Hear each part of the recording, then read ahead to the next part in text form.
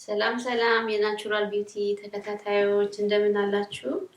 ዛሬ ይሄው በሌላ ቪዲዮ በጣም ጠቃሚና ፍቱን መድኃኒት የሆነ ቪዲዮ ይዤላችሁ መጥቻለሁ። ይሄውም ዛሬ የምናዘጋጀው የጉንፋን ወይም የሳል በቤት ውስጥ የሚዘጋጅ ቶሎ መፍትሄ ሊሰጠን የሚችል ዘዴ ነው ማሳያችሁ።